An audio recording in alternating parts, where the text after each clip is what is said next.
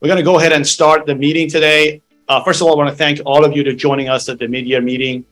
It's great to see a lot of you guys in person, see the faces. I know we have a good number of our brokers watching this mid-year meeting through live streaming. We probably have over 150 of our brokers right now that are connected that are seeing this streaming live at the moment. This morning, I'm privileged to introduce our guest speaker, the president and CEO of RE/MAX, Nick Bailey. Nick is widely acknowledged as one of the most influential figures in our industry. And without a doubt, Nick is one of the best RE/MAX leaders I've worked with in the past 15 years. Nick is traveling today, but he's joining us live. Let me see if he's on the call. Nick, let us know. So Nick is traveling. They just had a RE/MAX event in Nashville, and he's traveling, getting back to Denver, but he didn't want to miss this meeting. So when we reached out to him, he said, yes, I'll find a corner at the airport. I'll definitely try to join you guys. So hopefully we don't run into any technical issues here. We've done our part to test everything here at the Ballantyne Country Club. We were here with Tiffany a couple of days ago, and Jason tried to get Tiffany to sing to make sure the mic works. Just talking to some of you guys that joined us from other markets, from Asheville, from the South Carolina markets, I'm hearing that overall market is picking up. We have a lot of good information to share with you today. We try to look at the market as a whole, just to respect everybody's time and making sure we can bring all the information to you. I try to pick some of the major markets, bigger markets for us. So we're not going to have detailed information for every single MLS, every single market, but I'll try to give you a quick presentation and just overall how the Carolinas are performing and what's happening around the country. Just compare that. Let's check and see if Nick is on the call. Just logged on. And Hadi is not here today. Hadi is traveling. He's on the plane actually, and he just landed. Great. He's on vacation after 4 years, so kind of a forced vacation. So I'm glad that he's taking some time and he's going to stay and visit the family. But he loves these company updates. This was his idea to begin with, to find an opportunity to connect with everyone. So I know he's definitely missing it, and he said he's going to watch the recording, but he wanted to be here and asked me to thank all of you to make time to be here today. Hi, Karush. I am here. Hey, Nick, can you hear us? I can. Can you hear me? Perfect. Hi, RE/MAX executive. How are you? And forgive me, I'm traveling on the road. We were just at our Torchbearers event, which are the top agents in every state and province in Canada under 40 years old. And I caught a little bug a couple days ago. So I sound like Oscar the Grouch, which my wife thinks that's what I am. So anyway, I'm sorry my voice doesn't sound right this morning, but great to be with you as always. Probably another 150 brokers right now tuning in through the Zoom, seeing you. So first of all, again, I want to thank you. I know you've been traveling. Thank you for dedicating the time to be here with us. I have a short list of questions prepared, and I was going to go over that if that's okay with you. That's great. Love it. Okay, let's start with kvCORE. As we prepare to launch a KV platform through all of our offices, love to get your feedback, and we love to hear what other agents and brokers in the network are sharing with you as far as their experience, the ones that are already launching and using the system. Yeah, so great question.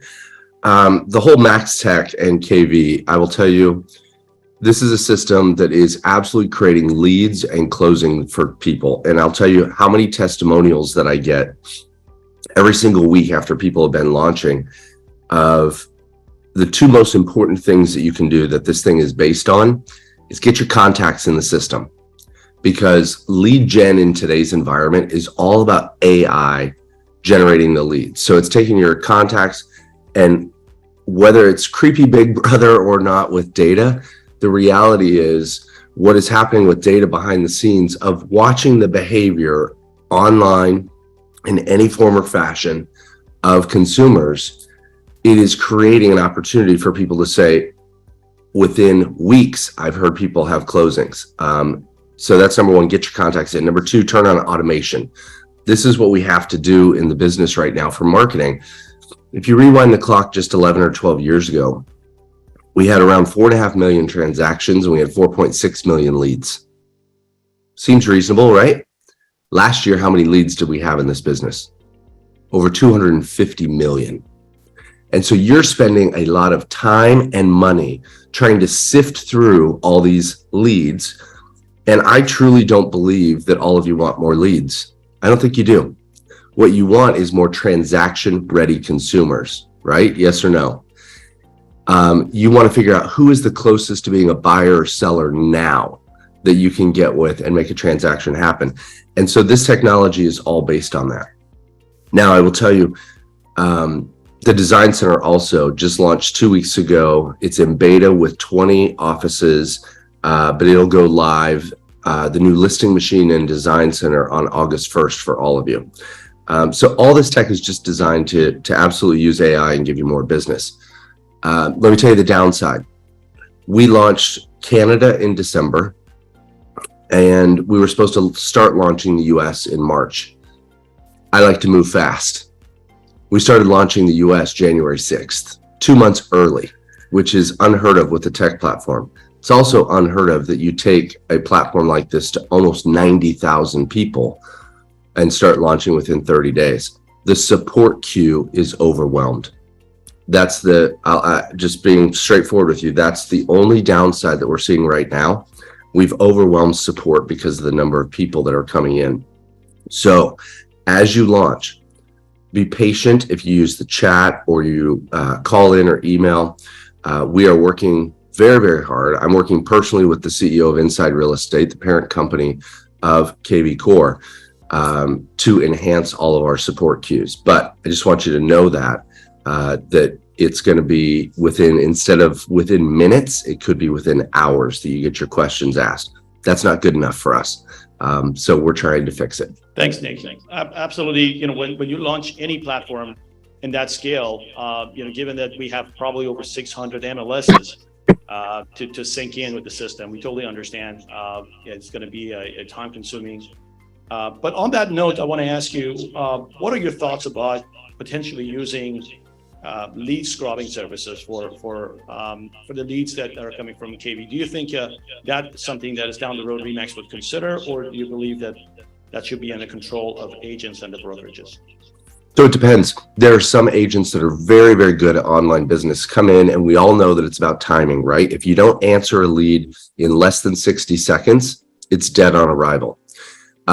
Some agents are very good at answering leads. Some have teams set up with inbound response centers that are very good. And then unfortunately, the vast majority are doing a million things. You're showing a house, you're writing an offer, you're picking up the kids from school, whatever. You can't be answering that lead within 60 seconds. If you noticed an announcement a couple months ago that Inside Real Estate acquired Boomtown.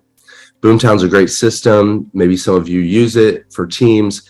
They have what I will coin like a concierge system, which is a lead incubation system. We are in current active discussions about possibly utilizing their new combination of acquisitions with Boomtown to bring a RE/MAX concierge system to where you could toggle and say, yes, I would like the concierge to help me with my leads. Now it's going to come with a portion of a referral fee, sure, because you've got people power behind it that are incubating the leads before they get handed off when they're ready to buy and sell. And so I feel very strongly that this is something that we should do, because out of 250 plus million leads as agents, we all need a little help figuring out who's a transaction ready consumer. And so I tell you this, I'm a little bit over my skis and ahead because we don't have a final decision on how this could work out. But I will tell you in the next couple of weeks, we will have a final decision on this. And I'm very optimistic on it that it will be a great, great service for you. Thanks, Nick. So let's change gears. So I want to ask you, RE/MAX has always been known as a brand, as a company that has the best agents in the industry, most productive agents in the industry.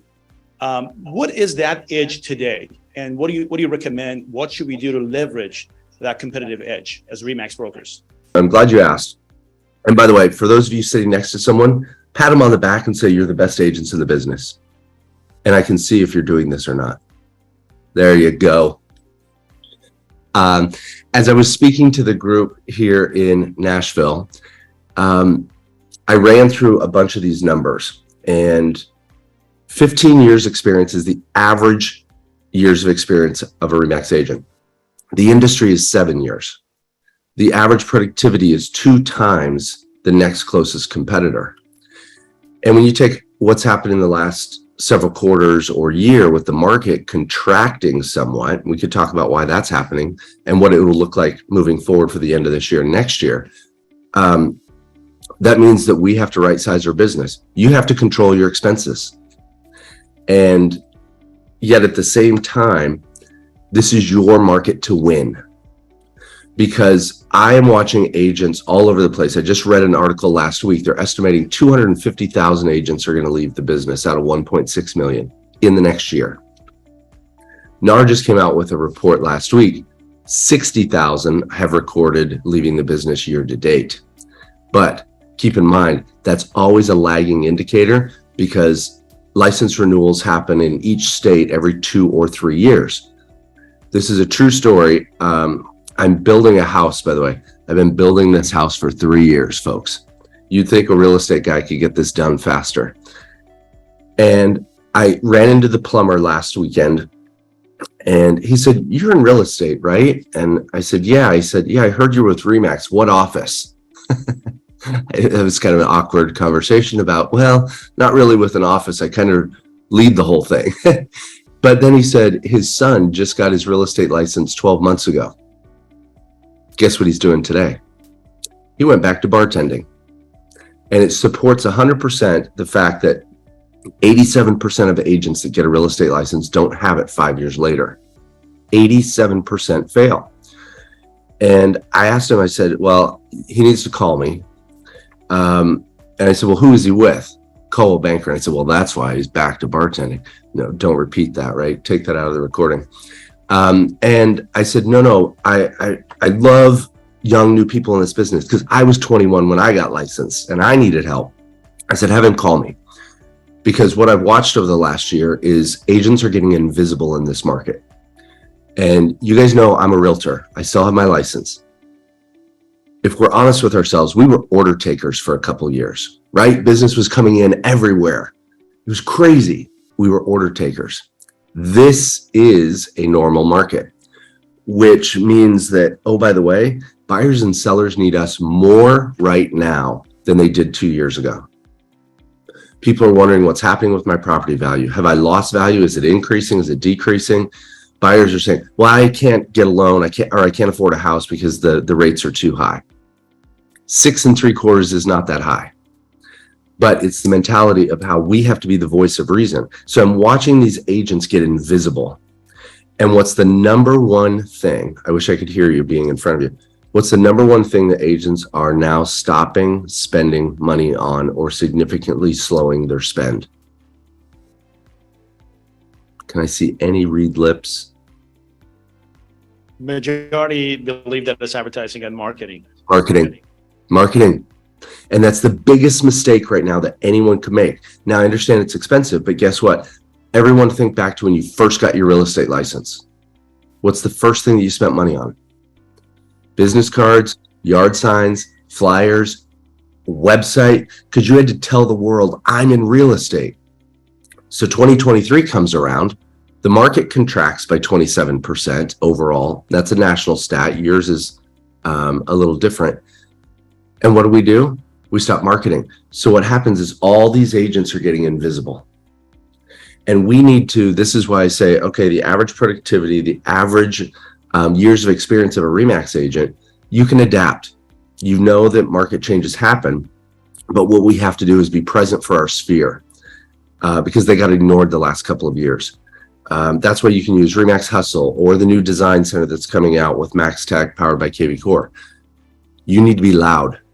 Be very loud in your marketplace right now because so many agents are getting invisible, and that's how you will win this market because you need to not stop telling everybody you're in real estate.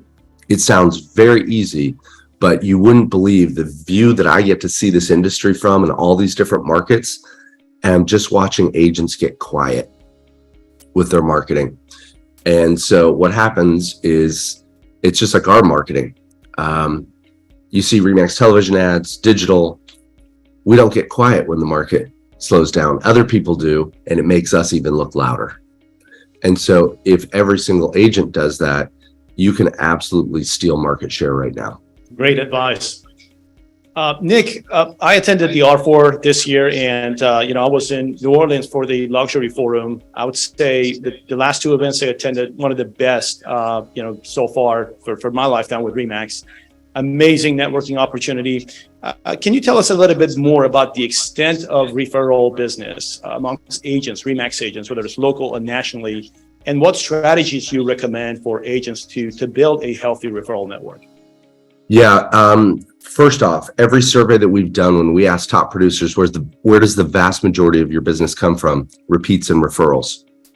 Now, I'll tell you something that easy for me to say, and I wish I would have known it when I started selling real estate when I was 21. You have to ask for the business. When you go to every closing table and they say, "Oh my gosh, Cruz, you were such a great agent." And you say, "That's wonderful. My business is based on referrals. Do you know anyone possibly wanting to list and sell, list or buy?" And people that are willing to ask for those referrals is how you build a referral business. It's amazing that we have the number one brand in the world available to us. So sorry for the voice, guys. And yet I watch people go to the grocery store without their Remax pin on or their name badge. You're just asking to miss out business. I'm sure there are testimonials within your company about people that have walked into the grocery store or Target or somewhere, have some name badge or affiliation that consumers recognize that you're with Remax. "Oh, I have a question on, real estate," and they make a deal and transaction. And I know this is true because I wear my lapel pin even on the airplane. And do you know how many times I've been asked, "Hey, can you help me with, selling or buying, or my sister wants to buy a house?" Yeah, I can refer you to someone. And so we just have to make sure that we're using the power of the brand. You've been voted the number one most trusted real estate agent in the US and Canada for multiple years in a row. And the same thing applies to an online world. We have the ability to connect with our sphere faster and more broadly than we ever have in our business. It's kind of scary, but if you open your social media, and I love doing this if I'm live, and I tell people, Facebook is obviously one of the biggest go-tos for our sphere. If you open and you've got your cover photo and your profile photo, people, this is stalking world, right? If a client, customer, one of your sphere opens, do they know you're in real estate like that? They should. Without scrolling down to say, "I'm with Remax Executive," but just by looking at the photos, can you tell you're in real estate? Even the slightest thing of using the balloon somewhere. And there are a lot of agents that don't. And that's where they miss out on referrals. So be loud about your brand. Use that balloon. It's the most powerful thing in this business. Make sure your social media, and you ask for referrals. On point. Nick, just to iterate on what you just shared as far as letting the world know what we do. This past weekend, I was out there with my daughter and my wife just having lunch at a small place on Providence Road. And I had, thanks to Jason, actually, we have our own store to order Remax gear. And I was sitting there, I had my hat, Remax Executive. The server started having a conversation with me about real estate and told me that she's thinking about buying and ask all sorts of questions to try to get connected. So the leads will come to you. Like Nick said, we just have to let the world know what we do, and don't be quiet. My next question is about this. I have an 18-year-old son. He just graduated from high school, and you mentioned the 50th anniversary. I gave him a hat, trucker style hat, cap, and it's got the Remax 50th anniversary. Not kidding. He came home last weekend, and he loves it. Looks great on him. And he said, I don't even know what store he was in, but he went shopping for something, and he came back and he said, "Dad, holy cow, somebody walked up to me and they said, 'Are you in real estate?' And he said, 'Well, like my dad is. Why?' They wanted to buy a house. My kid's 18. He's wearing a Remax 50th anniversary hat, and the kid gets stopped and asked if he's in real estate. because they were looking for an agent. This is a true story, and I referred them to someone and connected them. So without a doubt, the power of the brand, when you use it right, can absolutely bring you business. Absolutely.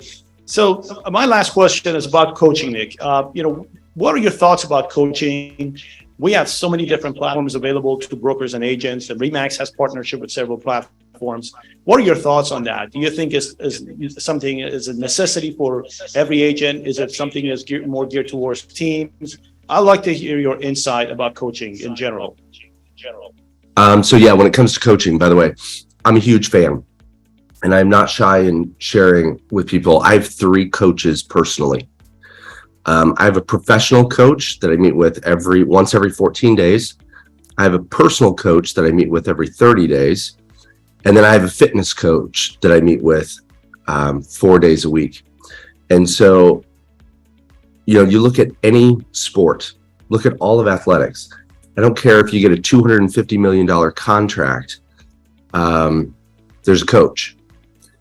And that coach is designed to help even the best and the most brilliant and the most talented help you get across the finish line. And I think when a lot of people hit certain levels of success, and I see it in my line of work, and I network with a lot of CEOs, it's almost like once we've achieved a certain amount of success, we think, we got it and don't need a coach. And I think that is absolutely the farthest from the truth. I think when you get to certain leadership levels, especially in our business, as whether you're an agent, a team leader, it's lonely at the top, right? Many of you know what I mean when you say that. And coaches will absolutely, because we're too close to ourselves, we're too close to our own businesses, they will expand our thinking and have us look through a lens of how we might be able to enhance or look at our business differently. And so I personally couldn't do what I do if I didn't have coaches involved in my life. They're expensive, but well worth every single penny. Thank you. So we still have a few more minutes. I would like to ask if anyone here has a question for Nick. You're going to have to come up closer so we can use the mic. Okay, so I'll tell you something. While you're coming up with questions, can I tell you a funny story that has nothing to do with real estate? So here I'm in Nashville. My wife and I love country music. She's in the room next door. And so a few weeks ago, I did a terrible thing. I travel with this little bag, and it's got 2 of everything in it that anyone would ever need. Because if you're traveling and something doesn't feel right, you all know what I mean, it's miserable. She doesn't fly well, so she takes a Dramamine, the motion sickness tablet. And last month, we get on this flight, and it was 6 a.m, and she either has to have a Dramamine or 2 glasses of wine to fly. Well, at 6 a.m., we don't have 2 glasses of wine. She says, "Hey, can you give me a Dramamine?" I said, "Oh, sure." It's early. I open this. 6 a.m. flight means we leave at 4:30. I open this. I give her a thing. It's Monday. I get home. I go to work to the office in the afternoon. I come home. She's lying in bed. And I said, "Oh my gosh, you don't feel well?" She says, "I have been in the bathroom all afternoon." And I went, "Oh no. I didn't give her a Dramamine. I gave her X-Lax by mistake." That is a true story. True story. We're still married. Thanks. That's a funny story. And Nick, by the way, I love your new skydiving video. I watched that on Instagram this morning. Amazing. How many real estate CEOs do you know that they would skydive? Isn't that cool? It was fun. I'd never done it before. And we had our company picnic last week where we have 600 employees here at RE/MAX. 40% of them live outside of the state of Colorado. We take 3 days. We fly everybody in, reset goals for mid-year. People get to know their teams a little bit better. And I decided, this is how I guess I'll show up to the company picnic. So that was my entrance. I had the RE/MAX flight suit on that I wore for R4 that I came down on the zip line from MGM ceiling. And I just decided, I guess I'll jump out of a plane to arrive at the picnic. That'd be fun. Well, that's fine. But before you logged in this morning, we were talking about Hadi traveling today. He finally agreed to take some time off after a few years. But you know how much he loves to be involved in the meeting, and he loves to pick on you. So I wanted me to thank you for taking the time and just ask you to get ready for January because it's going to be in person. That's right. I committed to that. And I love that he isn't here. I mean, can we talk about him? I mean, if you're not here, we'll talk about you.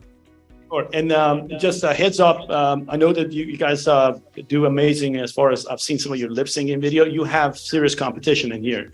Tiffany Johannes, our general manager, she's a serious competition at this point. We were here a couple of days ago trying to test everything, the mics and the cameras, and she was getting ready to sing, but not this time. But yeah, keep doing those encouraging videos. I will. Well, that's one thing that I know many of you personally. Those of you that I don't, you'll know that I take what we do very, very seriously. But I do not take myself seriously. I think laughter and having fun is health, and I think health is wealth. Absolutely. Nick, thanks again for being with us. Again, I appreciate your time. I know you were traveling and you had to make a lot of arrangements. Thank you for dedication. I appreciate your leadership. Thank you for everything you do to make all of us, the brand, all the agents, the brokerage, make all of us look good every day. Thank you. Thank you. Thank you. Pleasure to be with you all. And of course, if any of you have any questions, if I can help any of you in any way, I'm pretty easy to get a hold of. Nick@remax.com. Don't be a stranger. That's what I'm here for. Thanks again. As promised, we're going to go over some economical numbers and talk about the markets overall. I've got a lot of slides here, so have to go fast, try to keep up with me. The first thing I want to talk about is what we hear. I'm by no means any expert in the stock market, but I want to explain because we see that so much of our business, our economy is tied in and connected to the stock market. In the last week, we've been hearing about S&P and the stocks being up. You know, this is the biggest rally we've had since October. When you look down and look at the details and see what's involved in the stock and what's actually driving these changes and the rally, we see the presence of technology companies. I've got this chart just to show you, back in 2001, the share of all the tech companies, as you see the green bar, about 31%, and how quickly that changed in 2022. Over 60% of the companies in that sector are all tech-based.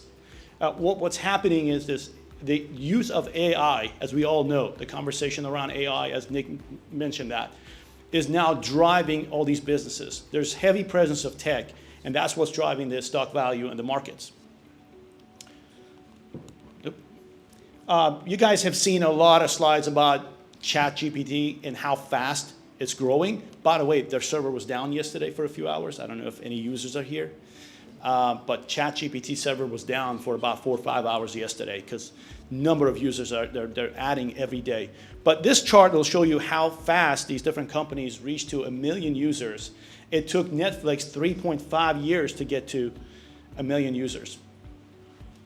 And look at this chart. You know, Facebook 10 months to get about 1 million users. Spotify 5 months. Instagram 2.5, and ChatGPT 5 days. In 5 days, they had more than 1 million users. That's how fast people are adopting to the new technology.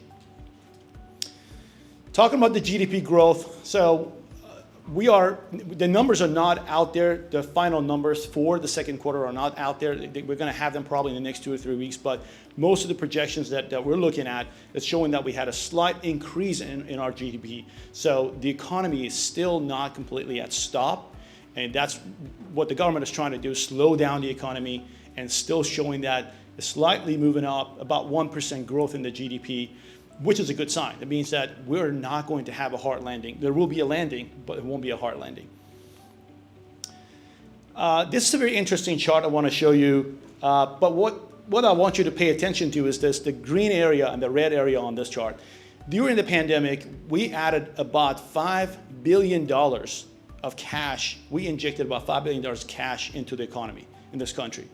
And over $2.6 trillion of that, $2.6 trillion was savings for people. And you can see that the saving in Americans' household for the 2 years between 2020 and 2022 was there. And now it's rolling down.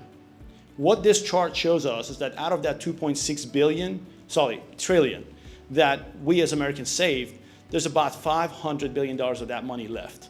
And the experts believe that by end of September, we're going to see a different economy, different market, because now we're going through the savings. Now we're putting a lot of expenses on credit cards as consumers. So market is changing quickly. But that 2 years, we enjoyed that ride because the savings that were at all-time high.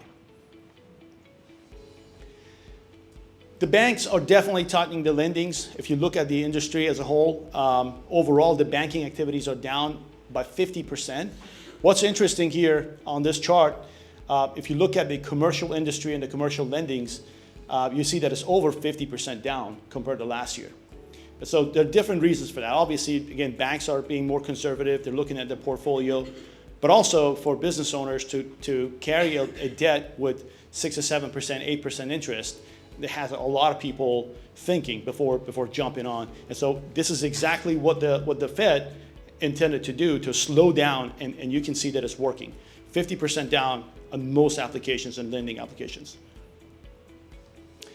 We talk about small banks and how much commercial real estate is financed by small banks, and that's, we had some conversations about concerns around small banks and are we going to have some more banks failing? The threat is still there. As you can see, when it comes to commercial real estate, these small banks have a big part of their portfolio in the commercial lending. They do some residential, but what you see is the darker blue, the 67% commercial real estate. That's how much of their asset is tied in commercial buildings. And as we see the vacancy rates are going up across the country, this is a vacancy rate for the office space. We got some commercial folks in here looking at these numbers. Our vacancy rate on the commercial side is almost as high as what it was right after the last crash, around 2008. So what this means is we are probably going to see, if you're involved in real estate, commercial real estate, we're probably going to see some REOs on the commercial side. We're going to have some real estate-owned banks that are going to put some of these assets in the market and try to sell them. Let's talk about the job market. It's a little confusing when you look at the headlines because you see two different numbers. The Department of Labor came out and announced their job market that we added over 200,000 jobs in month of June. It was a little bit less than what they originally forecasted for June, which is good, which is a good sign. But then you had the payroll companies, ADP came out and announced that the jobs are actually a lot more. So I want to explain that. First of all, you see that the biggest sectors, the government and the healthcare, are the two big sectors hiring right now. And then I have a slide to show you what ADP announced, because it's more than double what it was announced by the Department of Labor. So ADP is the largest payroll company. Their numbers is based on the people that are taking new jobs. So that is telling you how strong our job markets are in the country. So in addition to the 200,000 new jobs that we created, almost 300,000 people switched their jobs, changed their positions. The company's still hiring. That's a strong number. And again, as you can see, leisure and hospitality, they had over half of all those hires in month of June. Unemployment rate, the lowest, this is the lowest in 70 years. Last time we had this rate was 1953. But what does that mean for us? So with these unemployment rates and with these job numbers that was announced, the Fed is going to have a decision to make again later on this month. My prediction is that we're going to have another rate hike. It is probably going to be 25 basis point, not 50. Fed is not done. What I forecast is just my personal thought that listening to different people, experts in the business, reading the articles, the Fed is not going to bring down the rates until they actually see that the recession is here. And so that's not going to happen until next year. But they are not done with rate hikes until the numbers for job markets start going down, until they see that the unemployment rate slowly going up. That's when they know that it's effective and they got to stop. And unfortunately, when you look at the history of this country, every time that happened, it's always a little too late. When we stop the rate hikes and start going down, we're already in that recession period. Something to remind everybody as far as how fast the market can change. Anybody that is in the job market, we're real estate people, we're working with people that they have jobs, and I thought this was good information to just keep in mind that as peachy, as great as these employment rates numbers are, unemployment down, we're adding jobs, how quickly they can change in a recession period. So just look at the first two numbers. So, 2020 was a pandemic. It was totally different, but look at 2007, 2009. In the last month, or the first month of going into the recession, we were still adding jobs to the economy. 106,000 jobs. And in the last month, getting out of it, we were losing almost 500,000 jobs. How quickly that can change in less than 2 years. So that's something to pay attention to. And I hope that Fed is looking at these numbers too. So they're not looking at the 200,000. I hope they understand that this can change very quickly and don't add more rates, because we're already looking at rates that are close to 8%. Let's talk about the housing market. The housing market, it's, in my opinion, is stable at this point. We can call it stable. The housing market is not down, it's stable. The challenge we have is inventory. This is overall, nationally, we're seeing that all the home sales in the country are 20% down. And I've got this by region, so you can see which region is doing better. Obviously, the South is still stronger region overall, but our total sales are down about 16%. This is the more important number to pay attention to. We're still seeing price appreciation. With all the headlines, everything we're talking about, you probably saw that a lot of headlines are talking about prices going down. Well, they're on the rebound. We did have a dip probably earlier this year, in January or February of this year. The median price started coming down, and now you can see that it's on the rebound. And I've got a chart to show you. Here's what happened. When the rates started going up to 7%, right around January, we started seeing the average prices around the country coming down. And as soon as we hit the spring market, where people, they need to look for homes, and the inventory is not there, the prices are slowly going up again. Those are the numbers to pay attention to, not necessarily what you guys see on the headlines. And look at the price appreciation. Again, in this negative environment that we're hearing that, oh, the rates are impacting the market, real estate is down. Look, this is 12-month appreciation in many of the markets. So somebody that bought a house in this year, and they're seeing already in Florida, in South Carolina, North Carolina, they're already seeing appreciation. We're looking at 2023 versus 2022. So yes, people are still adding to their equity when they buy homes in this market, even with the higher prices. Now, that doesn't mean that we don't have negative equity. In some of our markets, about 4%, about 50,000 homes in the country now, they have negative equity. That's nothing. When you look at the big picture, the foreclosures right now, they're less than 2% of all the market. But they're there.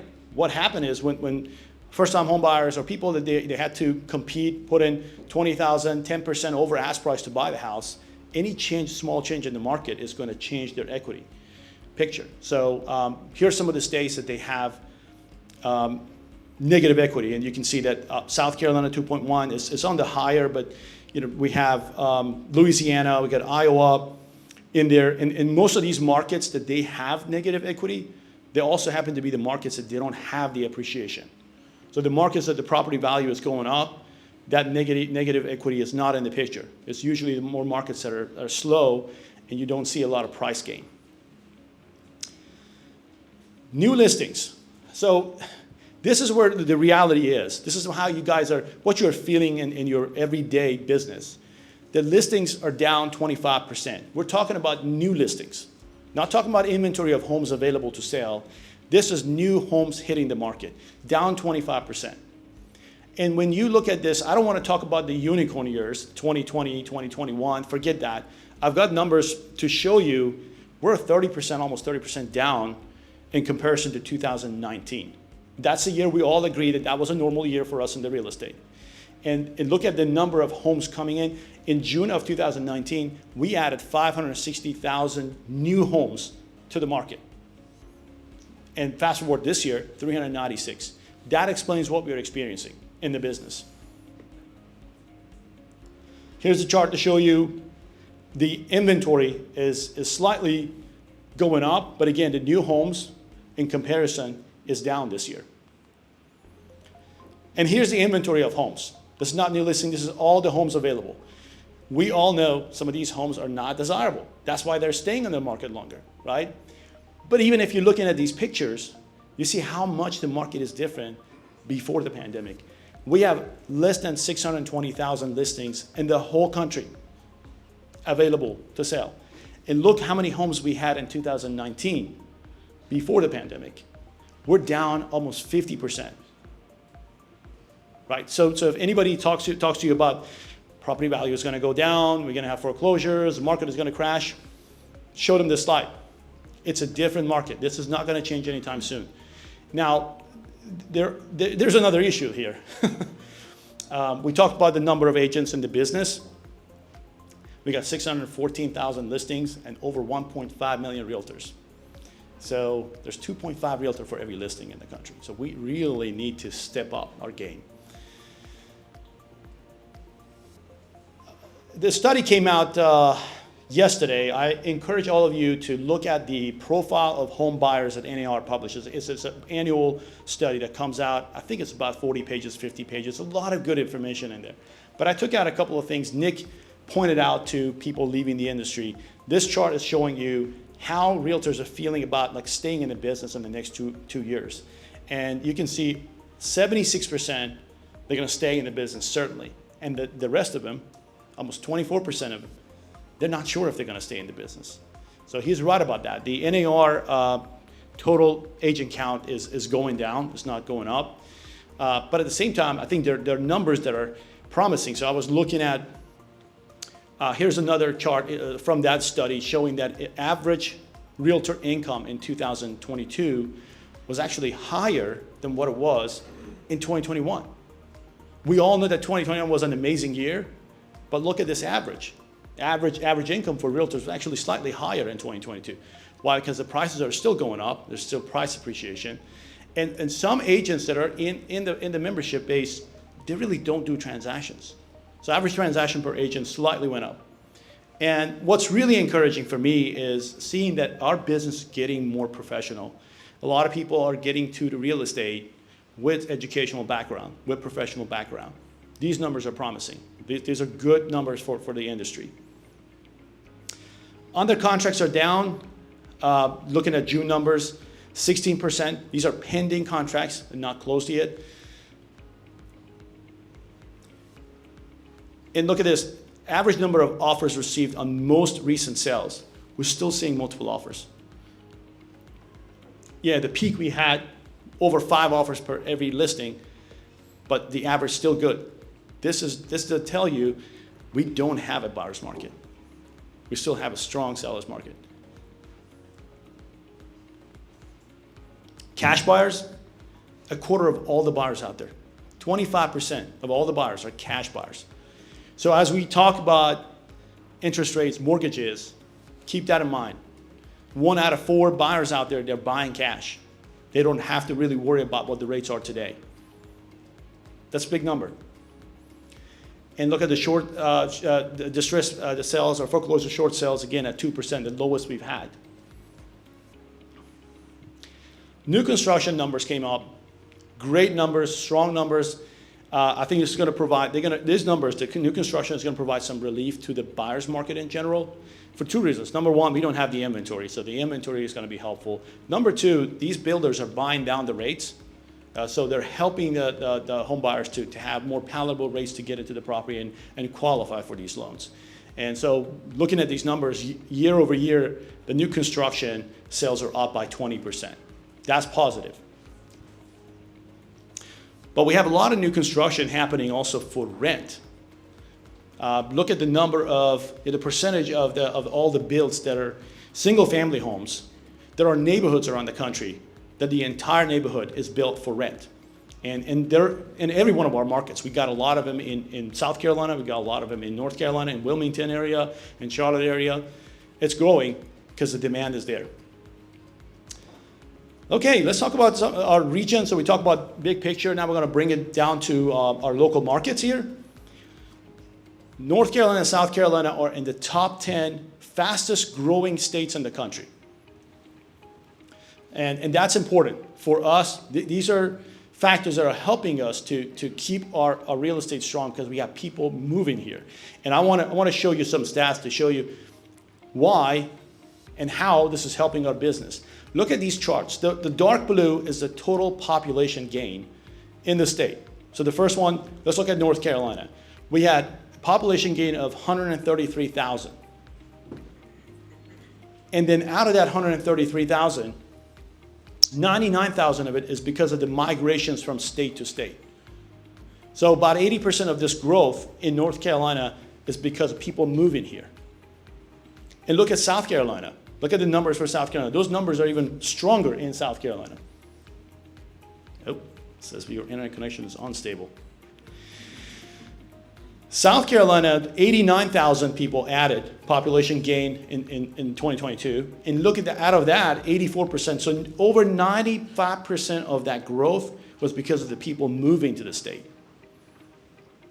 Strong numbers for our region.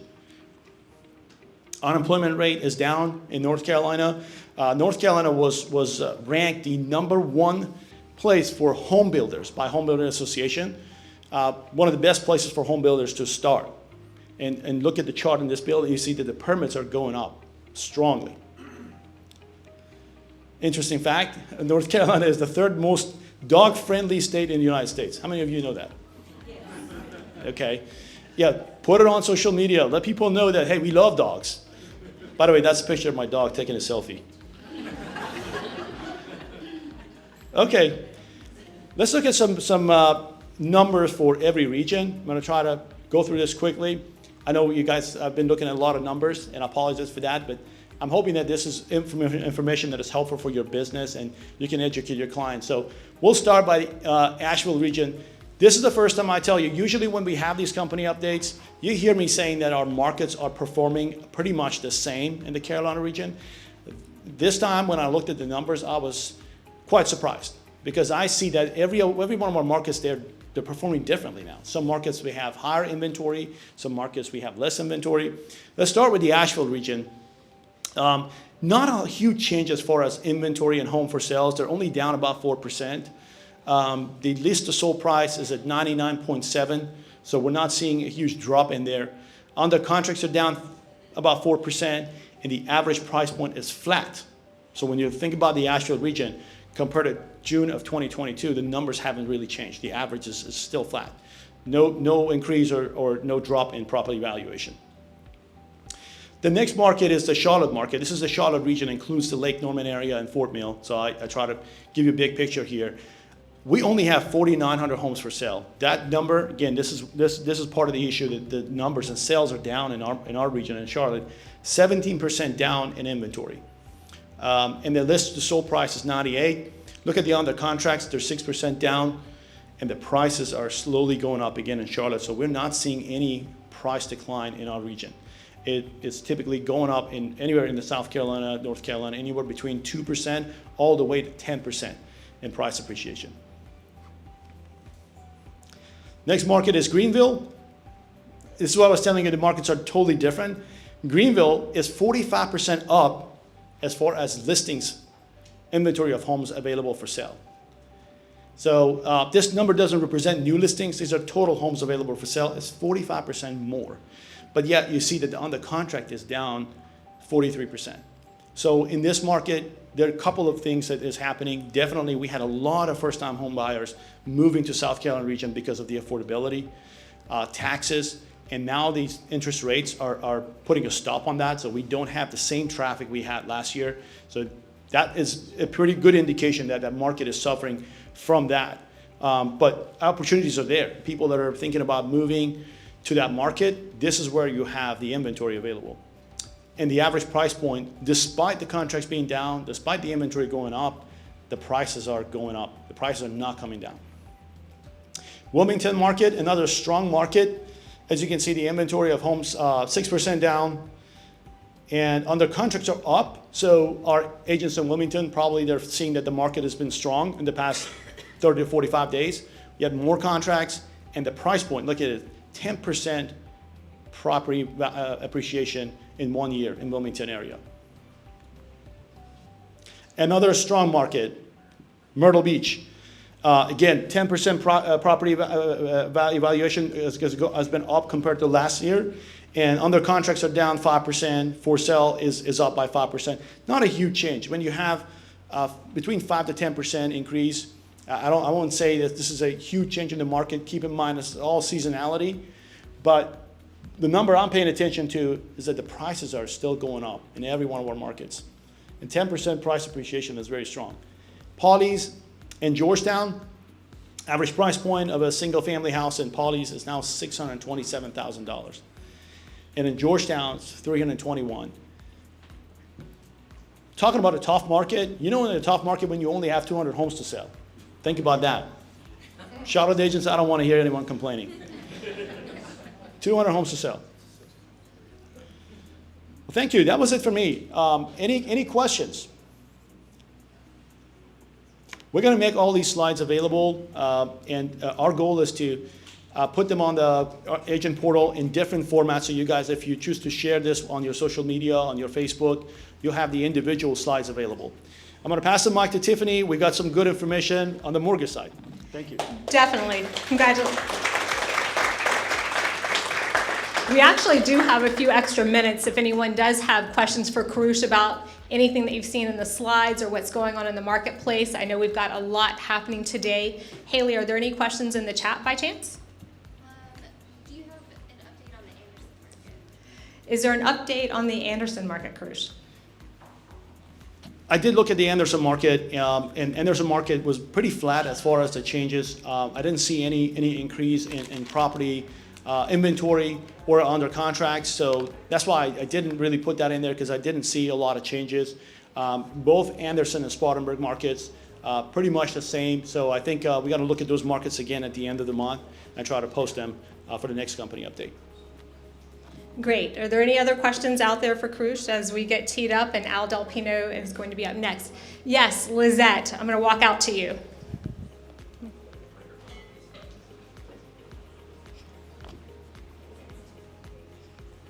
Thank you. Thanks for that information, KVCORE. Curious to know if you had a chance to listen to Brian Buffini's bold predictions yesterday, or Monday rather. He's very bullish on the market right now, and he had, I think, the CEO of the National Mortgage Association on, and his prediction is that interest rates are going to start to come down and will be in the high 4s potentially by 2024, which interestingly enough will line up with, upcoming elections. So just wondering what your thoughts are on that. Thank you for that question, Lizette. Great question. That was a fantastic meeting by Brian. Brian is one of my favorites in the industry. And honestly, the past 15 years listening to him, he's been right about every one of his predictions. So I don't really argue with Brian on that. A couple of things that I want to say about mortgages, because I want to have Tiffany and Al talk about the mortgage rates. But keep this in mind, we have about 70% of all Americans that are sitting on mortgages that are 4% or less. 70%. Now, we know that a good portion of our population, they own their homes free and clear. But out of all the people that are carrying a mortgage, about 70% of them are sitting on that 4%. And that's what's happening. This is why we don't have the inventory. It's that mental barrier. We talk about marry the house, right? Date the rate. We've heard this over and over. But for the consumers to move away from a 4% interest rate, and keep in mind, out of that 70%, another 35 to 40%, their rates are under 3%. So if somebody is enjoying 2.5%, 2.75% rate, and now going to this environment 7 and up, it's challenging. So they don't want to make that move. So that's why people are waiting for that market. I agree that sometime in 2024, we are going to have that frenzy again. And I said this before, we're going to experience, even if it's only 6 months, we're going to relive the 2021. It is going to happen because we have so much pent-up demand right now. People that they want to buy, but they can't afford it. And these mortgage rates are scary for a lot of people. Yes, it's something that we had if you look at the history, but it wasn't that long ago that people could get mortgages for 3%, 4%. So that, I think, I agree with Brian. I don't think that interest rates are going to come down to that level this year.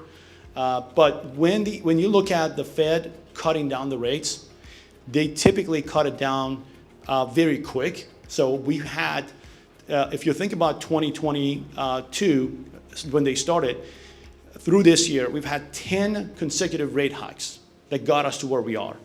But looking at the past 40 years of Fed and how they behave, basically, when they're in an environment they feel like they need to cut the rates, the cuts are usually between 150 basis point to 250 basis point. So that can bring the rates by 2% when they start doing that. So yes, I think definitely being in the election year next year, that's a reason to boost the economy. But my personal belief is that until they feel the recession, they're not going to bring the rates down. And it's going to be sometimes in 2024, probably the second quarter. But yes, get ready for that. I think it's as difficult as it is for the first-time home buyers to qualify and find the right home. Unfortunately, I don't think it's going to get easier for them when the rates come down, because we're going to have this floodgate that is going to open. So yeah, get ready for that. Great point, Lizette. Thank you. Are there other questions out there for Karush before we move forward? Yes.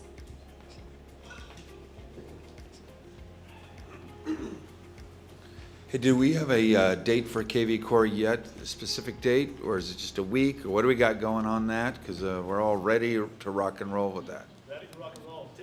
We definitely are ready to rock and roll with that. As Nick Bailey said, they are having some slowness with their support pieces. And so we want to make sure when we roll kvCORE out to you guys, it's done right and it's done well and you don't have any frustrations or headaches. That's why we're moving slow, because we want it to be done in a precise manner that you guys can really enjoy it and not have any headaches. And plus, aren't you guys all selling this summer? Aren't you in the busiest season of the year? How many of you want to learn kvCORE in the middle of that? Okay. So Anna and I have been working together, mainly Anna and Jason, and we have put together a program you'll learn about in just a little while. But September is going to be our hard launch, and we'll be talking about some things we're going to be doing throughout the summer and twice weekly meetings. So look forward for that. Any other questions for Karush before we move on? Thank you so much, Karush, for your presentation. Thank you.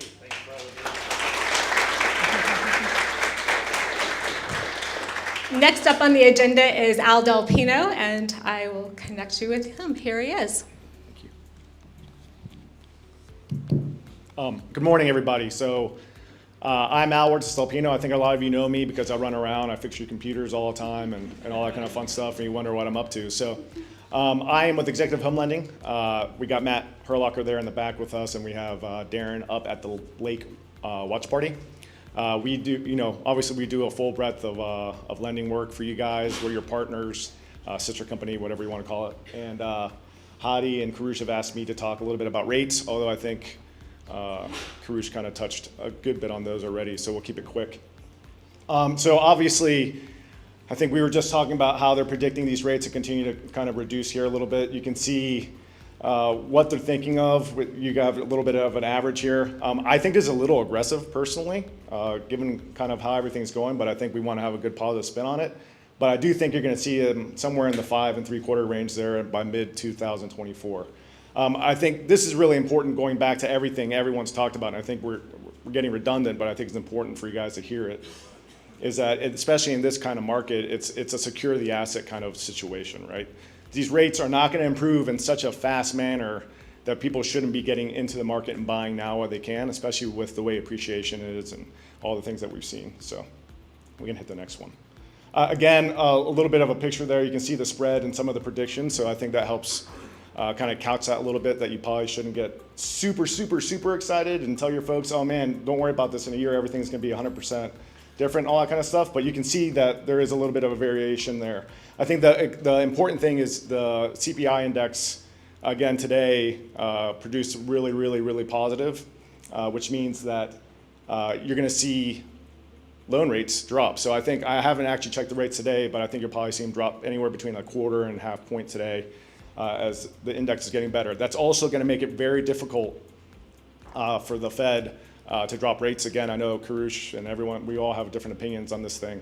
But I do think that I don't know that they're going to raise the rate on the Fed again. They might hold, given some of this stuff that we're seeing, the CPI and all that. So,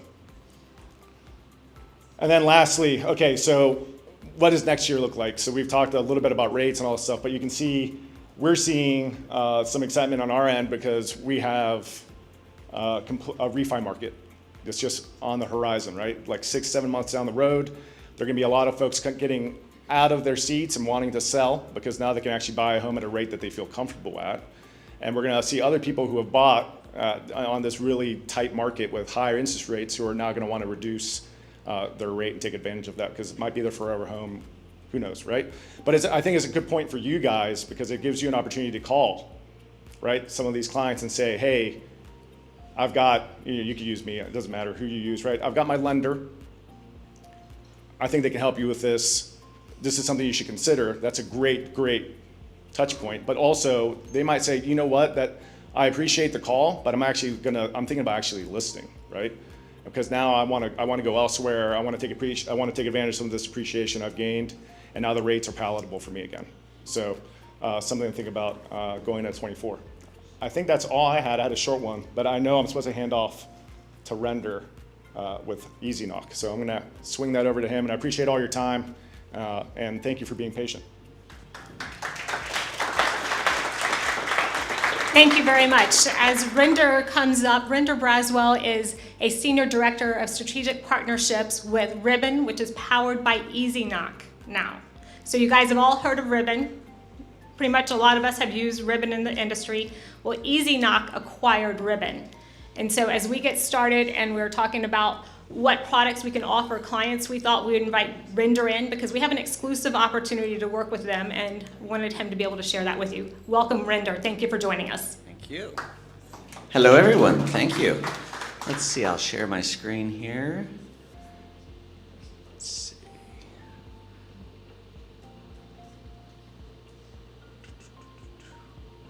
All right.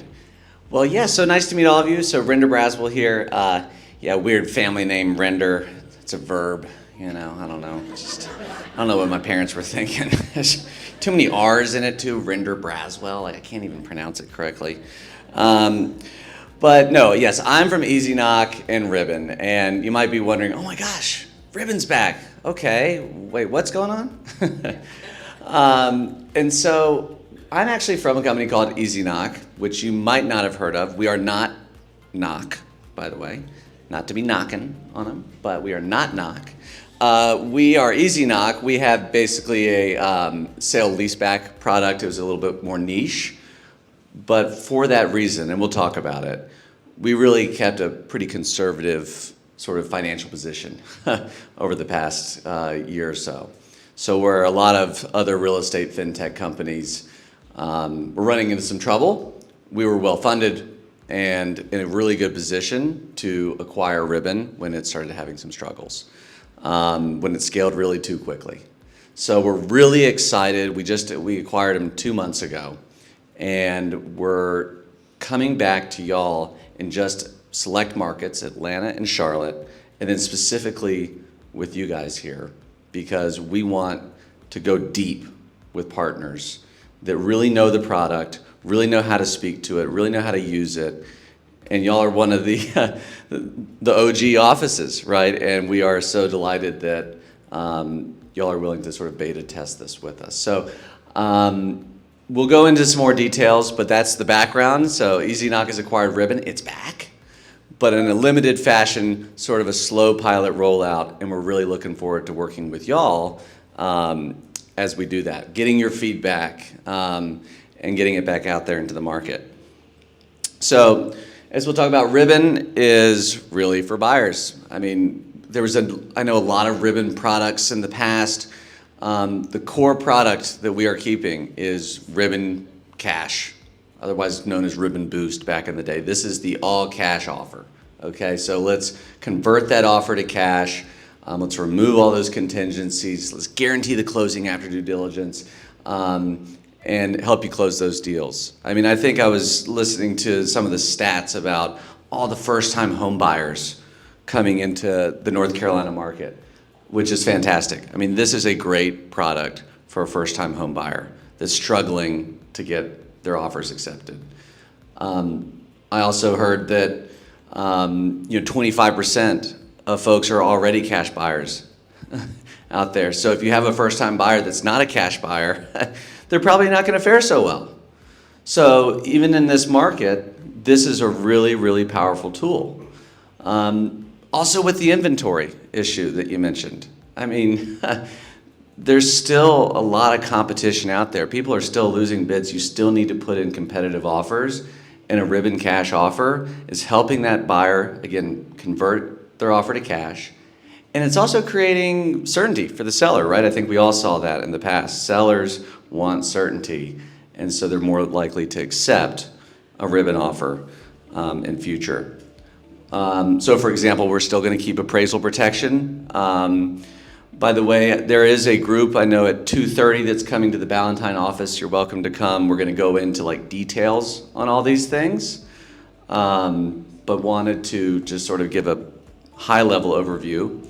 But appraisal protection. So again, if we come in with an offer and we say this is the value and it appraises for less, we're going to cover that gap. So we'll get into the details later, but again, it's really making a strong offer that both buyers and sellers are protected.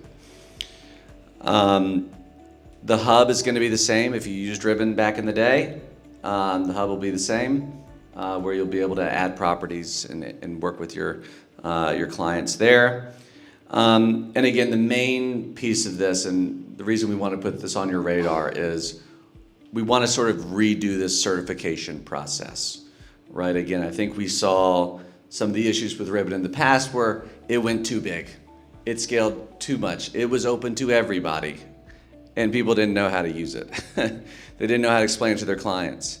So what we're looking to do in this sort of beta period is work with you to train you on the new processes, give you the marketing collateral you need, but also work with our lending partners, your lending partners, to sort of be hand in hand and say, hey, listen, you know, here's the value prop. You sort of fit the profile as a client that could use this. Now let's talk to our loan officer over here who can go through the details of how the finances work. So we think that having this close relationship with you and a lender that you have in-house could be a really powerful thing. And then I want to be, I don't want the Oscar music to start going on me. So it's about that time. But the last thing, and again, come see me at the booth afterwards, but we do have this other product called Movability. This is a sale leaseback program. So if you have a client that's not ready to move, Ribbon Cash is like, you've got a house picked out, you're ready to go. You need to put in offers. This lets you, we'll buy the house, they lease it back from us, rent it back from us for 12 months until they're ready to find their next house. So there's solutions for different customers, whether they're taking their time or they're ready to put in an offer, and we're building out a platform at EasyKnock for all of that. So thank you very much for the time. Again, much more to come, but just wanted to sort of tease the fact that, yep, we're back. We're very excited to be working with you. And thank you to the leadership for having us. So. Rinder, thank you so much for being here. We do have a couple of minutes if you want to take questions, or if you mind if I ask you a couple of questions. Sure. Okay, a lot of you have used Ribbon, but EasyKnock is a product that also offers some opportunity with that movability. Can you tell us just a little bit about the movability piece?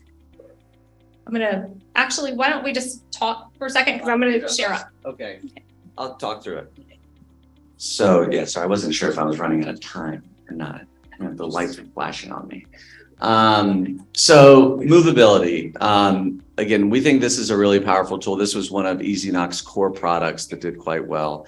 This is for folks that are sitting on a lot of equity, right? We know that some people are underwater when they bought recently when the prices were going through the roof, but we also know that a lot of people still own their homes right out. They've been paying their mortgage for years. They're sitting on this equity that they can't tap into, that they want to access in order to buy their next house. So what we do is we say, great, you want to, figure out where you're going next, and you need some cash. How about we go ahead and buy your house from you? We'll give you 75% of the home's value right then and there. You as an agent, by the way, will get 50% of your sell side commission at that moment. And then the customer rents back the house for up to 12 months until they find their next dream home And then they can use that cash that we just gave them to put it in an offer and maybe use Ribbon Cash to get their next home. In the meantime, over that 12-month period, if the house appreciates, the customer keeps that. So there are some fees associated with our product, of course, but you're basically paying for itself. We're seeing appreciation is still happening. So if you sell the house 9 months later, you're keeping that appreciation. And then you as the agent also own that relationship, which we think is really important. We are not stepping in. We're not a broker. We're not an iBuyer. We're not a mortgage company. We are just a complementary product to what you're doing every day to try to help you. So that's the product in a nutshell for movability. Again, it's really good for folks that are thinking about that next step and don't want to be living in their parents' basement, after they sell their house. I know several friends who had to do that. So. Thank you. Haley, you have a question? 2 questions.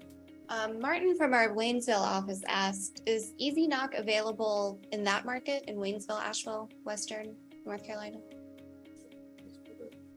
Do the microphone for the Zoom folks, I believe. Yes. So EasyKnock is nationwide. So we're all good to go on that front. The Ribbon beta rollout is going to be just specific to Charlotte. So I do apologize that there are folks from other parts of North Carolina that are here, but do not worry. We will be coming to you very soon as a fast follow. But EasyKnock is nationwide. That is great. It looks like Dan has a question, so I'll walk back to him. EasyKnock, is that just for primary owner occupied? Is it if you're an investor and you had a free and clear house, can you sell that, take the cash, do something? So I just want to clarify it. So yes, it cannot be an investment property. It has to be the sole property of the owner. Yeah. Primary residence. Thank you, Haley. Do you have another question? Yes. Carrie Lee asked, where does the 25% go? So the 25% you get back when we sell the house. So we're saying, all right, at first we're going to give you 75% of the value of the home. And again, you as the agent will get half your commission. You list it whenever you're ready. Again, you have up to 12 months to live in it. You have to list it by 10 is the max. We're seeing most people are selling by 3 to 4 months. So it really hasn't been too much of an issue. But when the house sells, they're getting the 25% plus any appreciation that happened in the meantime.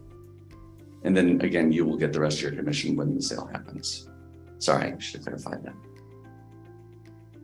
Thank you so much for your time, Rinder. We will be having more training sessions and information as the next 30 to 45 days roll out. So any questions you have, please connect with Rinder, connect with myself. He'll be outside later and we will get training started so that you have those options for your buyers and sellers as they continue to look at options to get out of their current home or find a new home and compete against cash buyers. Thank you so much, Rinder.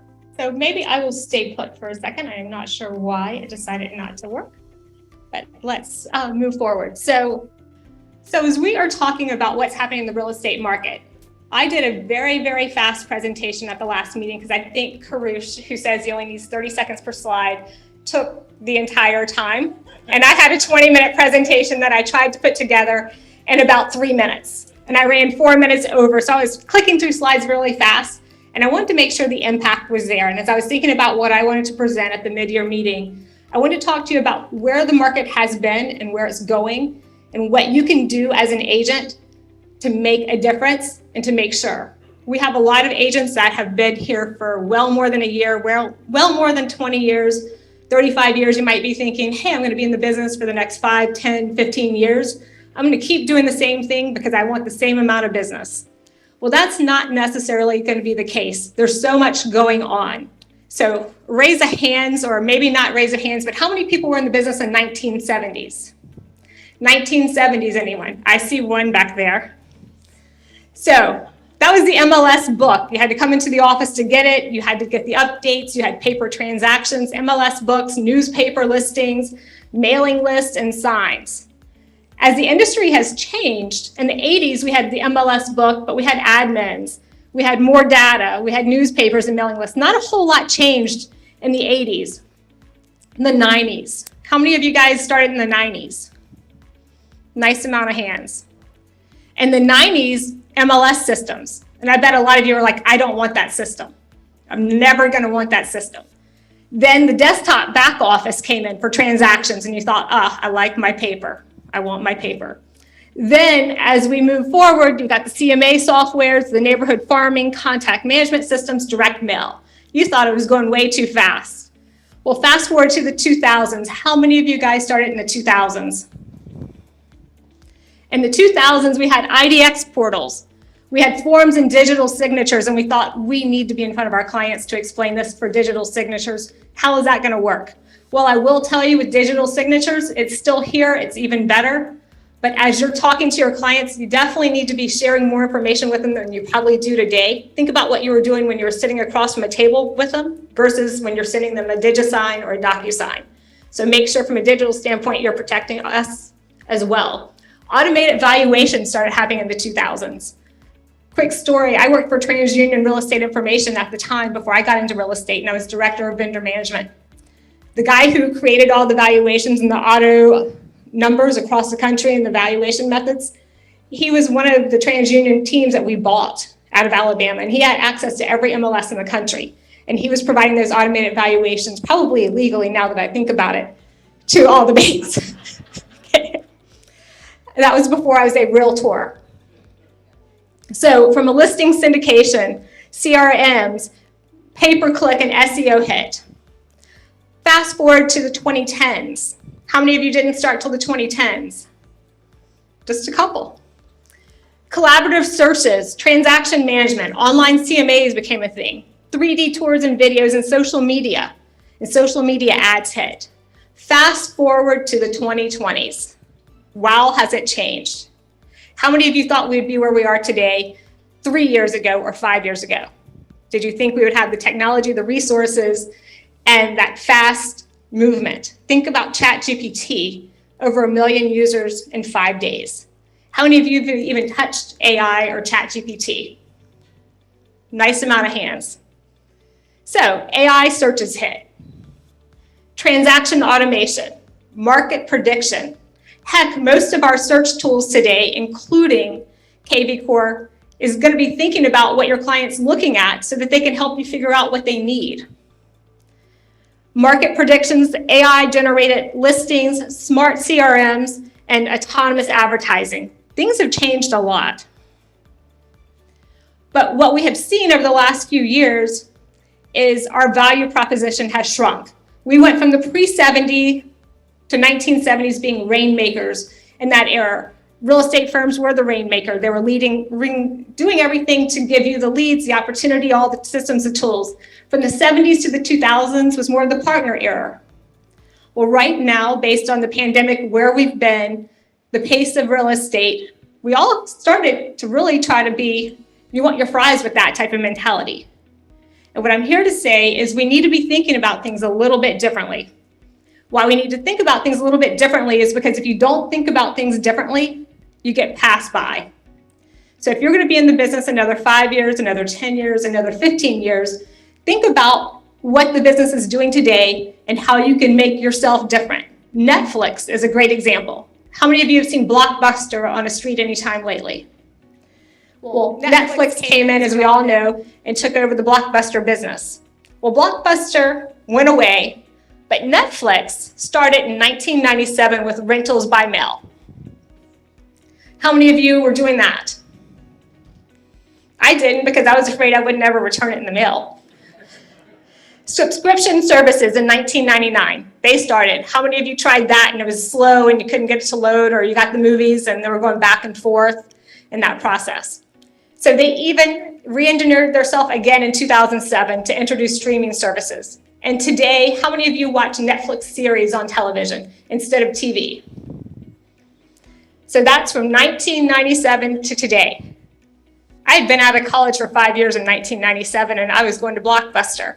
So when you think about what's happened in our industry compared to Netflix or compared to the video industry, there's been a lot of change. And people who aren't keeping up are getting out of the business. People who are doing well are really lifting up.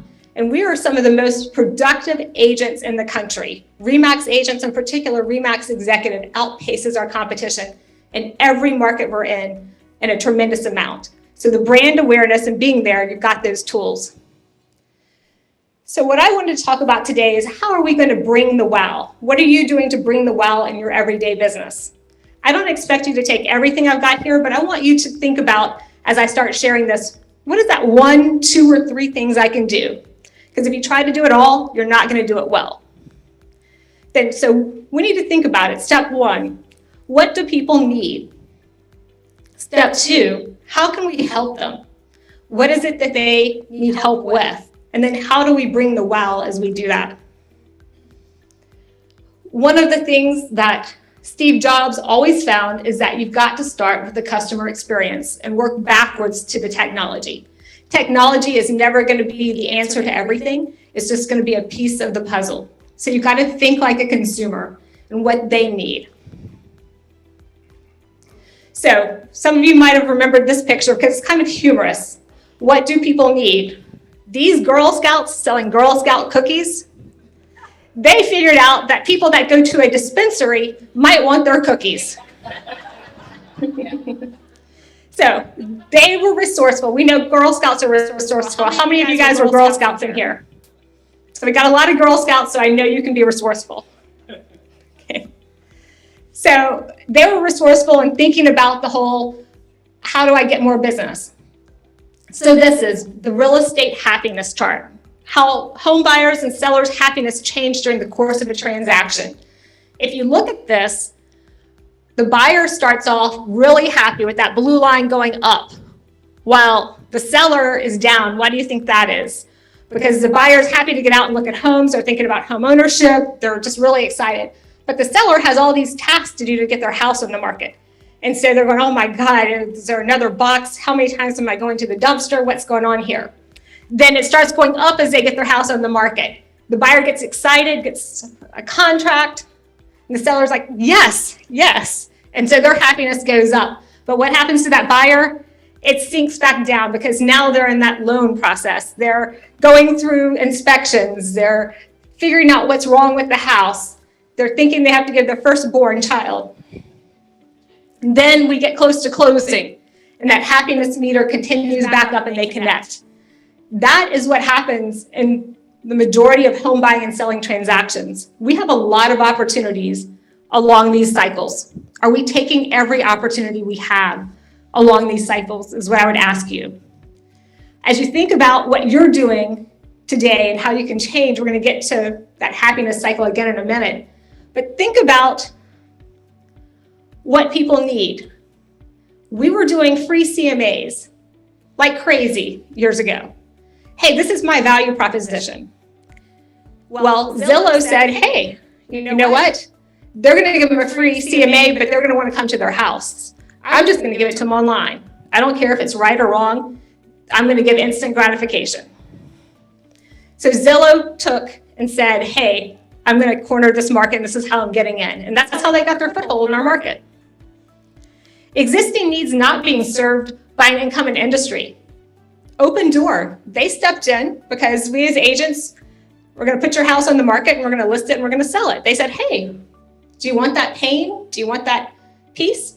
So when you think about your buyers, you think about your sellers, all sellers aren't created equal. There might be a need for more tools in our toolbox. So continue to think about that as you're looking at things. One of the things I also will say is about value proposition. As realtors, there are many lawsuits that we have out there right now. And one group called Penn decided to settle about a month ago. What that means for us is yet to be told. But T360, which is the Stefan Swanepoel, very well-regarded industry leader, sent out a letter today that I got privy to last night that basically was a letter to our industry. It said, make sure you're finding a way to share your value up front, because the value proposition is key when you're looking at what's happening in our market and where things will probably go in the next 12, 18, 24 months. So if you're not thinking about your value proposition today, you definitely need to be thinking about it moving forward and how you can set yourself apart. So in Angie's list, I only put them up here because think about how many handymen never thought there would be an online tool that would compete against them or they would have to be a part of. So be thinking about how you can differentiate yourself, how you can add the wow. So the other people, needs that people don't know they have. Costco. Did you ever know you needed all of those bulk items? Well, Jonathan might have, but I'm not sure about anyone else in here. I know I go to Costco and I buy all kinds of crazy stuff. Suitcase. How many of us knew we needed a rolling suitcase before someone put the wheels on it? Gatorade. How many of us thought we needed an energy drink or electrolytes and not water before Gatorade came out? McDonald's. How many of us knew we needed it the same way every time before McDonald's came out? You can go anywhere in the world and get the same exact thing.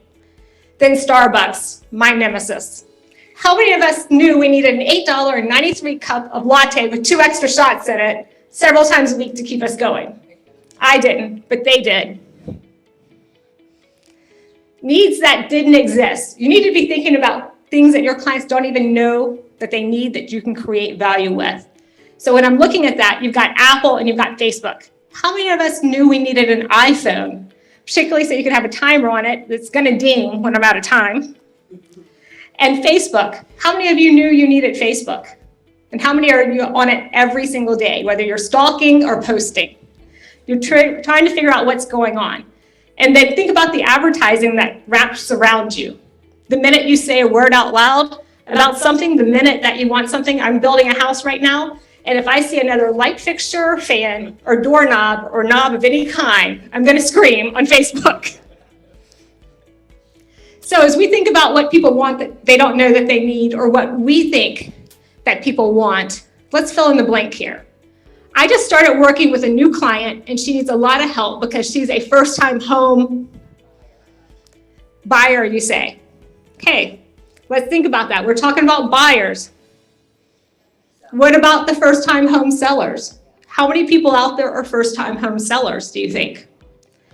How are we educating them? How are we helping them prepare for success in selling their home? What steps are we taking to coddle them like we coddled the first-time home buyer? So part 2, how can I help? What can you do that's going to make you stand out, that's going to give you that wow factor? So as this catches up, using protocols. The Disney way is a crazy, systematic process way. And I know that because one of my first jobs was working at Disney World after the summer of my freshman year in college. I actually had a plaid Playboy hat on. Pageboy, not Playboy, Pageboy.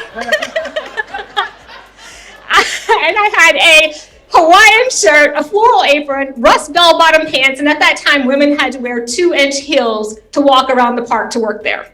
I drove a bike with 2-inch heels on. I served popcorn out of Gertie the Dinosaur, and I made a ton of popcorn and a ton of change for people who thought $100 or $5 worth of ice cream made sense, or 1,000 pennies that you needed to count out. So when you think about protocols, you think about systems. Someone said, hey, I think our new motto, our new mission should be, we clean the windows as soon as they get dirty. Well, how is that a good thing? They're dirty. Why would you want them to be dirty? So when you're thinking about your business and the things you do, how can you transition your wording to be successful? So if your mission says one thing, think about it, look at it, and decide, should I change it? Should I adjust it? As we're looking at this, the windows never get dirty. That's a much better way to put it. And I'm here to challenge you today to think about what you're doing in your business and how you can change things or tweak things slightly. This is just a couple of words that is going to transition your business, your opportunities, and your wow factor. Think about the Golden Gate Bridge. If you've ever been to San Francisco, I would say do not ride across the San Francisco Bridge on a bike. Even though they have bike paths, it's very dangerous. I did it for my 50th birthday, and I'm not sure I'll ever do it again. So they are always painting the bridge because they always want it to look good. Now, not that you can always see it because there's fog over it half the time. Starbucks, when they're putting out their creamers, they don't just say, oh, we still got some more creamer in here. They put a new one out every time. That's their process. They take the old one back. When we look at Ritz-Carlton, well, I don't have to say anymore because Ritz-Carlton is just Ritz-Carlton. When you go there, they always know what you need before you need it, and they act upon it. So execution is always key. If you rest on your laurels, you'll end up like Toys R Us. Yes, it's great that kids got to touch toys and do things, but now they order on Amazon, it shows up on their porch. Yahoo. Some of you might still have a Yahoo account. I would not claim it, so I'm not gonna ask you to raise your hand. But Google is there. How many of you had a MySpace account? I see a couple of hands there. So how many of you still have it versus switching over to Facebook? Because I think it still exists. TiVo. I remember seeing this little TV logo, but I have no idea what it did. Roku. How many of you use Roku at home? So execution is key. All of these guys on the left had the ability to make a difference and change and adjust and have some tweaks because they had a huge market share, but they didn't, and someone else took their job. Protocols. You ask, what kind of protocols or systems can I have to ensure that I'm the one still standing at the end of the day, that I'm making those slight tweaks? It's not a big tweak, it's just a little. But how many of you today have responsive to client needs checklists? Articulate your best practices. Focus on being simple and clear in how you put things together. Automate a few things and continuously update your processes. Those are some of the things you can think about to make a difference. Think about checklists. If Scully did not have his checklists when he was landing on the Hudson, they might not have all survived. Think about what you need to survive from a checklist standpoint that can make a difference in your career. And yes, the Cessna 172R, this is a checklist before every time. If you're a student pilot, you know this. Whether someone's getting out of the plane and you're getting in it, as a pilot, you're always checking your checklist every single time. Quick fact about me, I soloed and flew my own plane probably about 25, actually closer to 30 years ago. This checklist was key in making sure you knew the processes, you knew how to do things. The one thing you might not know about student pilots is when you are getting in the airplane and you're gonna solo, you have no idea it's that day.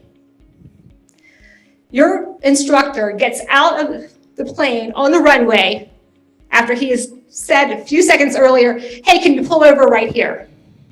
And I said, what do you mean, can I pull over right here? What's wrong with the plane? He said, there's nothing wrong. He said, you're ready to fly. I said, great. Do you know how excited I was that I remembered the checklist, that I had this checklist in my hand at that time? Because that was a really tough day of watching my instructor jump off the wing of the airplane, shut the door and say, have a great time, Tiffany. I did 8 touch and goes that day, didn't wreck the plane, I'm here. I did not get my pilot's license because I was developing multiple businesses at the time, flying at 6 a.m. But the checklist made a difference, and they will make a difference in what you do. Whether it's in the air or on the ground, checklists make a difference.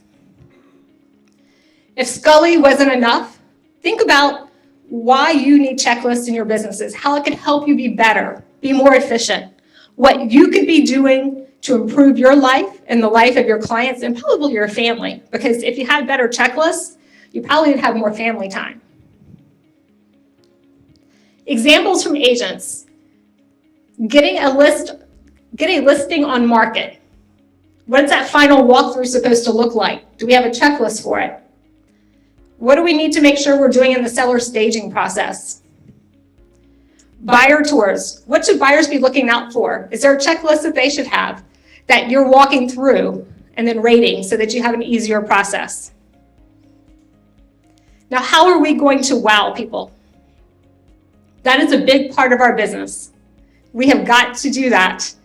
How many of you guys wow your clients every day? Okay, I see like 5 hands out there. Okay, I see some in the back. Jackie and team in the back, way to go. So, I want to tell you a story about Vera Wang so I can get you to thinking how you can wow your clients. So, there was a bride, and I have pulled this story from someone else that I heard, so just so you know, it's not my story. They were in New York City for their wedding. The bride, the whole family, everyone was there, the wedding party. They had come in the day before, and as you know, if you've ever been a bride, there's stuff everywhere, all over your room. And one of her bridesmaids hung her beautiful Vera Wang wedding dress up on a high hook so it could flow down. Everyone engaged and had rehearsal dinners, enjoyed their time together, did a lot of stuff. The next day when they got ready to go back into the room to grab it, and she grabbed the dress, what do you think happened? This is the wedding day. It was a sprinkler head. All of the dirty water from the last however many years since that sprinkler had gone off went off all over that dress. The bride is about 6 hours from getting married. Panic strikes. They realize there's a bridal boutique 3 blocks over in New York. They call, that bridal boutique says, yes, we're open, come on in. So they bring the dress and they said, you know what, I am so sorry. We can't fix this dress.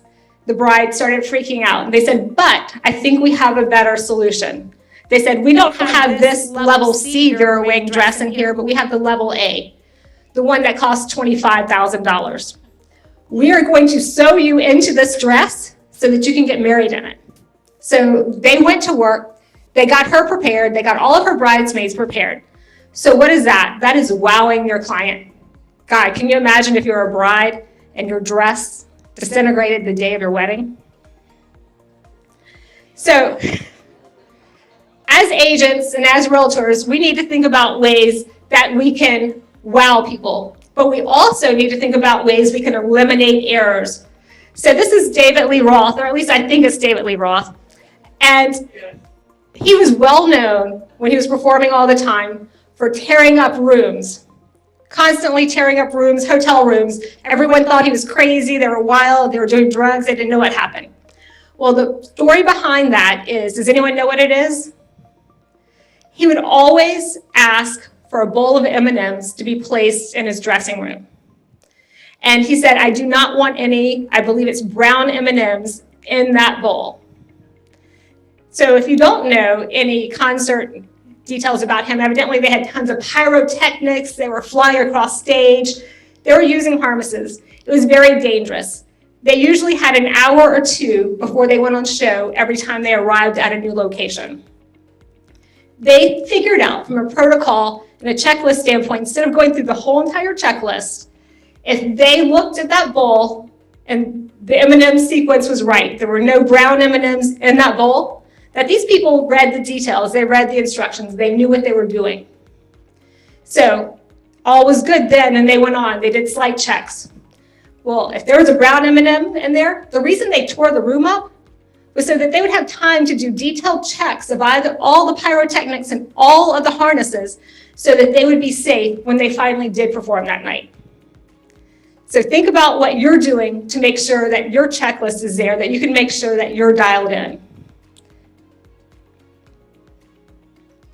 Examples that we can do that aren't so extreme as the tearing up rooms, action plans, disclosure packets, orientation guides for new clients, forms templates. If you're not using forms templates and DigiSign, DocuSign, whatever you're using, you are missing the boat. You click a button, all the forms are there. Make your life easy. If one thing from today you take, how can I make my life easier by a process or a system that might take me a little while to create, 10, 15 minutes, and even Anna's team can help you with these templates so that you can be a better agent, so you can grab something off the shelf and go. When I was going out to meet with sellers and buyers, I had a package that I pulled off my shelf every time, and then I inserted what we were showing for that day.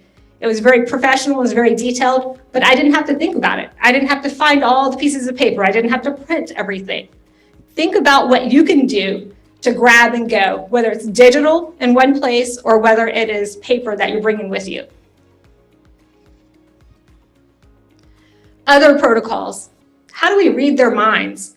How do we make a difference in what we're doing for them? Move-in packages. What do they need on move-in day that they don't have or that would make their life easier? Post list and closing calls. How many of you never call that client back after the closing? Wouldn't it be nice to check in to see how they're doing, how that new paint job's going, how the floors got refinished, how they're liking the backyard. People want to hear from you. Don't be that silent agent. Be that agent that stays engaged and has a system that they're calling their clients back. Post-license or quarterly check-ins. How many of you have your clients set up on a rotation that's on your calendar and you're calling them based on that rotation? Or have follow-ups in a CRM that you know who to call when, you're not trying to think about it on the fly. Good for you, Jonathan. Closing anniversary gifts. Jonathan keeps raising his hand for everything, but really like down here low. Closing anniversary gifts. How many of you guys are doing anniversary gifts or even anniversary calls or notes? Then annual birthday cards.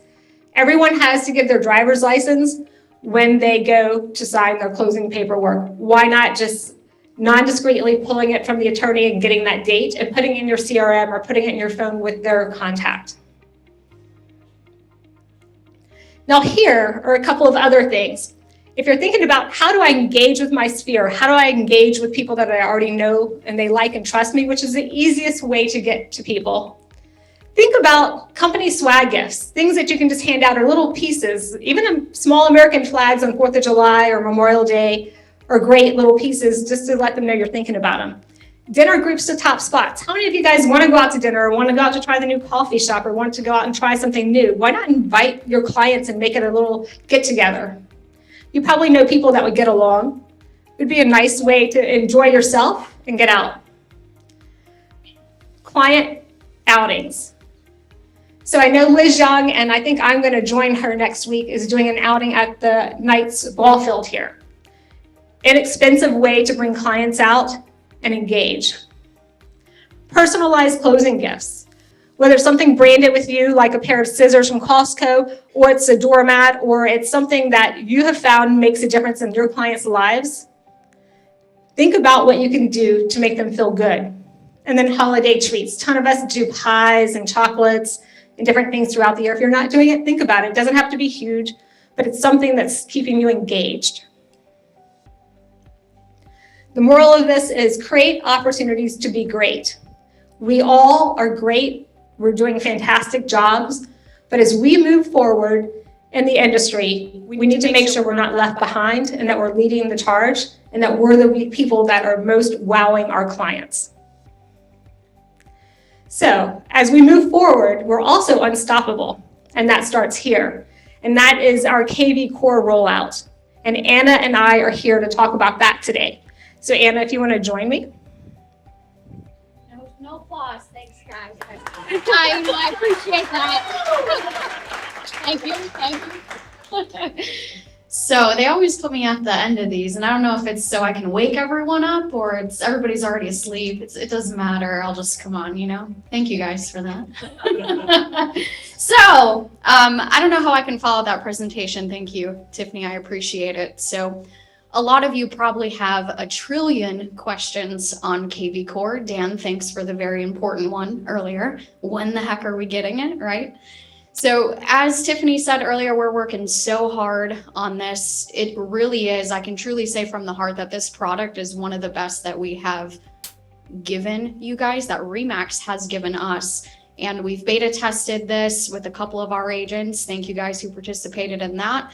But we are here to begin the very first process of what we're calling a pre-launch of kvCORE. So we're ready, we're going now, we're doing a soft launch now. We're going to do a hard launch in September. So let's talk about the power of the brand at a national level. You guys all know that the RE/MAX brand is important, right? You guys know that by now. You've been with us for a while. So in terms of lead generation, the way that that works is the way that it always has worked with us, you know, even prior to kvCORE.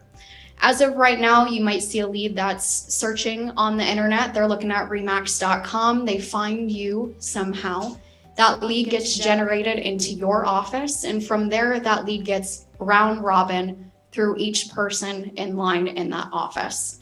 So how many of us, just by a raise of hands, have seen kvCORE leads already? I better see, yep, raise them high because you're gonna get them. I've seen so many leads come in as compared to when we did have Boosh. So that's something very exciting for everyone. More lead generation is what we need right now, right? So let's talk about the lead acceptance with kvCORE. So the way that it's going to work for you guys is, as of right now, you guys are already getting leads, right? So you didn't have to turn anything on. Before, we had to turn something on. You guys don't really have to do much here. What I can say is you're going to get an email notification. You're going to get a text notification. And if you have it turned on within the app that you can download, you're going to get a push notification. Also, something to keep in mind is that kvCORE has the AI assistant. You guys have probably heard that so many times by now. But that AI assistant is going to try to connect you with the lead in real time. So that means it's going to call you. It's going to say, hey, answer your phone. You have a lead. Do you want to accept that lead? If you say yes, then it's going to get you connected to that lead in real time. As we said before, what was it, about 60 seconds, or else that lead is a goner? About 60 seconds, yes. Yeah, about 60 seconds. So you guys will have 10 minutes to accept the lead. Prior, it was about 15 minutes. We went ahead and shortened it because we believe in you guys. We believe that you guys can accept that lead and go ahead and make it work for you. So I know that I have probably beaten a dead horse with this before, but your Max Center profile. When was the last time you guys logged on to Max Center? Has it been, last 6 months? Raise of hands last week, Chris says. Thank you, making me happy over here.